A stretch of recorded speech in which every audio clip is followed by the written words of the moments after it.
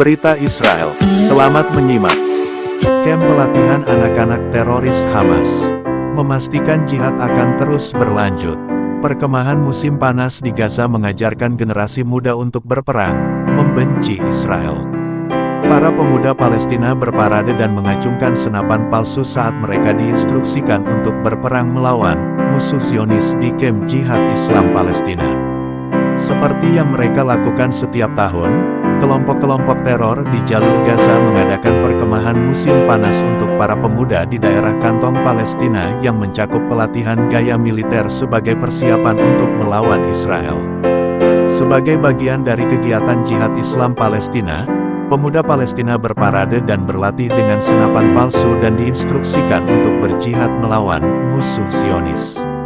Pada tahun-tahun sebelumnya, anak-anak diajarkan untuk menikam dan melempari polisi Israel dengan batu untuk membebaskan Al-Aqsa, sementara para instruktur mengagung-agungkan mereka yang gugur sebagai martir melawan musuh. Anak-anak ini dilatih dengan berbagai cara untuk membela hak-hak mereka di wilayah dan tanah air mereka, kata pejabat PIJ Darwis Al-Garabli kepada AFP. Ratusan orang telah berpartisipasi di kamp Brigade Al-Quds, kamp kejayaan dan kebanggaan, memastikan bahwa jihad dan perlawanan akan terus berlanjut. Diberitakan oleh media di seluruh dunia yang pro terhadap Hamas bahwa Israel melawan dan menembak anak-anak. Bagaimana anak-anak yang berlatih teknik berperang ketika turun untuk membunuh, dipersenjatai pula. Jika tidak dinetralkan, maka akan melakukan pembunuhan. Jadi IDF terpaksa menembak anak-anak untuk menghindari korban yang banyak dari warganya. Daripada dibiarkan karena alasan anak-anak tetapi bisa membunuh warga, polisi, tentara, atau siapa saja dari orang-orang Yahudi, maka pilihan terbaik di antara pilihan yang terburuk adalah menetralkan untuk secepatnya anak-anak itu menemui para bidadari di nirwananya Hamas. Salah satu fitnah media di surat kabar internet yang saya ambil sebagai gambaran saja guys.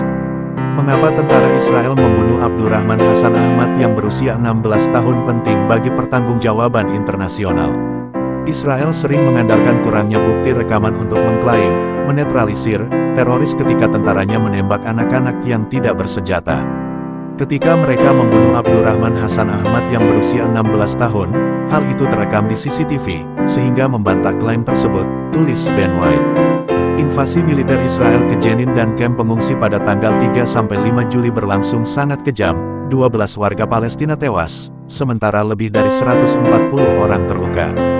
Dengan mengerahkan sejumlah besar pasukan darat serta lapis baja, serangan militer tersebut merusak 460 unit rumah, termasuk 23 rumah hancur dan 47 lainnya tidak dapat dihuni. Terdapat kerusakan signifikan pada infrastruktur penting sipil, dan klinik kesehatan UNRWA di kamp tersebut mengalami kerusakan parah. Ketika serangan tersebut terjadi, materi hubungan masyarakat militer Israel yang didistribusikan ke media menekankan bahwa invasi tersebut difokuskan pada, dan dibenarkan oleh kebutuhan, untuk menargetkan teroris yang berbasis di kamp pengungsi Jenin. Ketika jumlah korban meningkat dan skala kehancuran menjadi jelas, militer Israel menekankan satu pesan utama, tidak ada warga non-tempur yang terbunuh. Namun pada tanggal 4 Juli bahkan ketika serangan sedang berlangsung, Perlindungan Anak Internasional, Palestina, DCIP, mengeluarkan pernyataan bahwa penembak jitu Israel telah membunuh Abdurrahman Hassan Ahmad Hardan yang berusia 16 tahun. Dia ditembak di kepala dengan peluru tajam di tengah hari, saat dia berdiri di depan rumah sakit Al-Amal. DCIP menyatakan dengan jelas bahwa Abdurrahman tidak bersenjata dan tidak ada konfrontasi antara pasukan Israel dan warga Palestina bersenjata di wilayah tersebut ketika dia ditembak.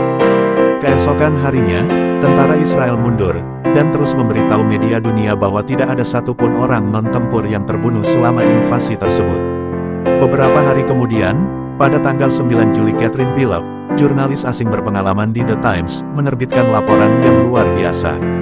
Rekaman CCTV tidak hanya mengkonfirmasi bahwa Abdurrahman terbunuh tanpa senjata, namun militer Israel juga sengaja mencoba menyesatkan wartawan. 2 hari kemudian, wartawan BBC Tom Bateman menindaklanjuti dengan laporan yang mengkonfirmasi tulisan Phillip, dan juga merujuk pada video kedua, yang menunjukkan momen-momen segera setelah dia ditembak. Sekali lagi, tidak ada senjata yang terlihat di area di mana Hardan ditembak. Pembunuhan mengerikan terhadap anak-anak tak bersenjata di siang hari bolong, dan upaya otoritas pendudukan Israel untuk menipu dan membenarkan pembunuhan tersebut, merupakan studi kasus yang signifikan, sayangnya, karena ini bukan pembunuhan terakhir dan mencoba menutupi. Menurut The Times, juru bicara militer Israel Letnan Kolonel Richard Hech membuat 3 klaim ketika ditanya tentang pembunuhan Abdul Rahman, semuanya sebelum dia melihat CCTV. Pertama, bahwa Abdul Rahman bukanlah seorang anak kecil. Anehnya, Hech membuat klaim ini meski yakin Abdul Rahman berusia 17 tahun. Dia berusia 16 tahun, tapi bagaimanapun juga, dia secara hukum masih anak-anak. Kedua, Hech menunjuk pada postingan media sosial Jihad Islam yang mengklaim Abdul Rahman sebagai seorang pejuang. Terakhir, ketika ditanya secara langsung apakah Abdul Rahman bersenjata, juru bicara militer menjawab iya dengan senapan otomatis. Itulah sebagian kecil berita hoaks media pro-Hamas guys, harus jeli melihat, memilah dan memilih berita terpercaya sekarang ini.